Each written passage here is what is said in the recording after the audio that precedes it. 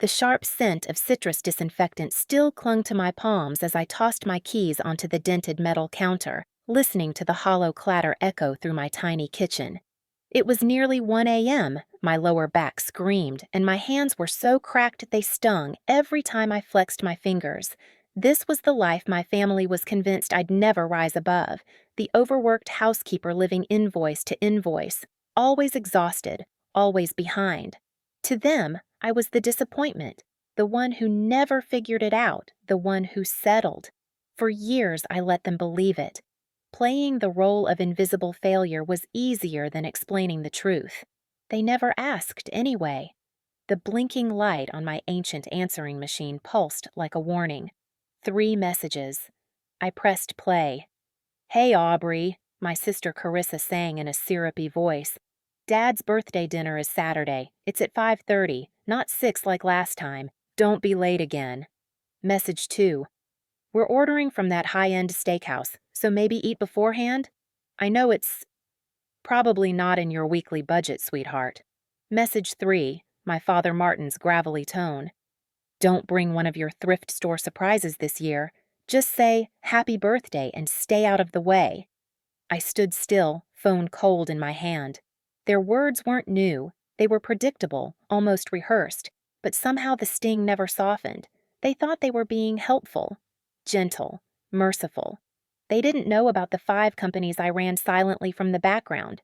They didn't know I'd crossed my first million 9 years ago. Or that just yesterday, Global Insight Review contacted me for an exclusive feature as the shadow architect of Haven Luxe, the high-end domestic solutions empire revolutionizing luxury households around the world. I hadn't replied yet, not because I was nervous, but because I was finally ready to stop hiding, and the story of who I really was began 11 years earlier around that same dinner table, where Dad once muttered, "Pathetic girl, scrubbing floors for a living."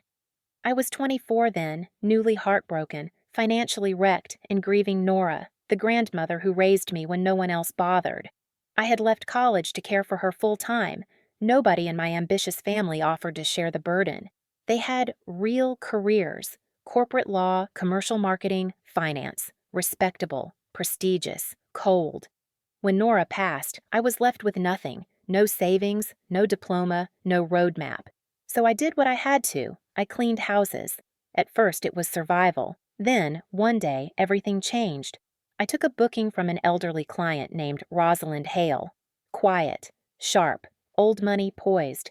She observed me carefully as I reorganized her overflowing office in under 40 minutes.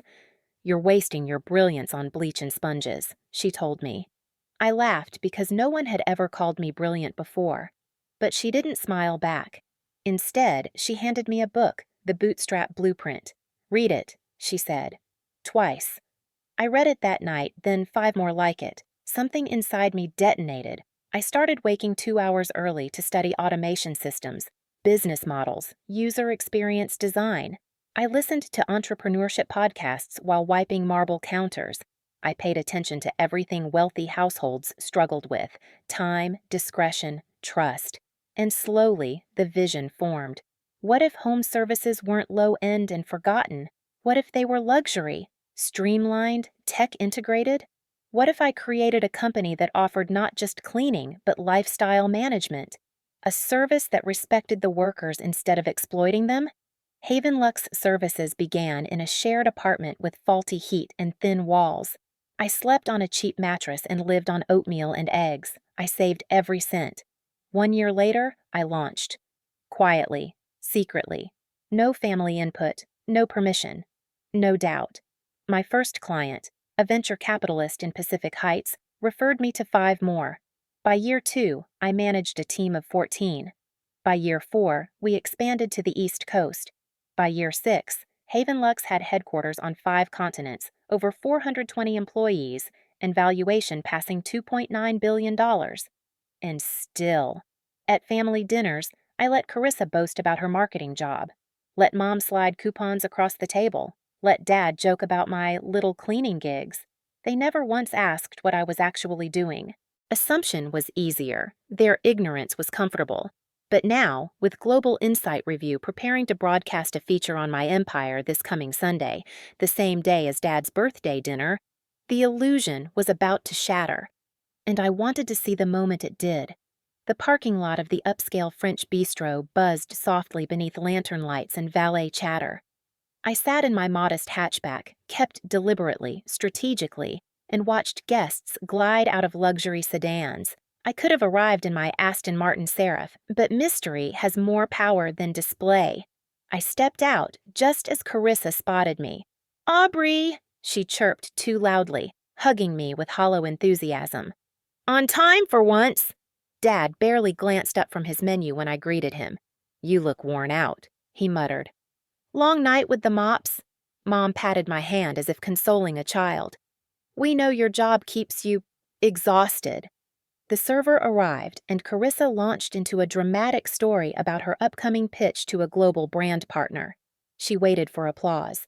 None came from me. She turned to me. "So, Aubrey, how's your cleaning thing?" "Growing," I said simply. Dad scoffed. "Must be nice not to think. Just wipe and go."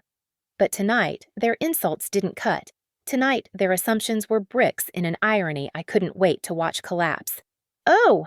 Carissa suddenly chirped, scrolling her phone. "Did you hear about the Global Insight Spotlight tomorrow? They're featuring some billionaire who used to clean houses. A woman. Can you imagine?" "What's her name?" I asked coolly. "Aubrey Lane," she read, mispronouncing my stage surname. Mom blinked. "Aubrey? Isn't that—" "Coincidence," Dad snapped. "Our Aubrey? A billionaire?" Carissa laughed until she snorted. "Right. Our little mop queen? Please." I lifted my glass and smiled. Stranger things have happened. Nobody noticed my heartbeat slow into something like peace. Tomorrow morning would take care of everything. The next day, sunlight spilled across my penthouse windows as I stood with my coffee, watching the city hum awake. At exactly 9:28 a.m., the Global Insight Review program began. Today, we highlight a visionary who transformed domestic services into a global luxury ecosystem. Meet Aubrey Lane, founder of Haven Lux Services. The camera panned over my headquarters, glass walls, gold accents, my team moving with quiet efficiency. Then came footage of me, tailored navy suit, hair slicked into a sharp twist, walking decisively through the office. Then, my voiceover. People assumed I was just a cleaner. They didn't know I was building a global architecture of excellence. The feature showcased the early days. Me scrubbing baseboards, sleeping in my car during double shifts, printing flyers in 24-hour cafes. Then, the cities we'd expanded into. The 5 continents, the valuation, the awards, the innovation grants, the investors, the empire. By now, my family would be frozen in their living room, jaws slack, hearts thudding.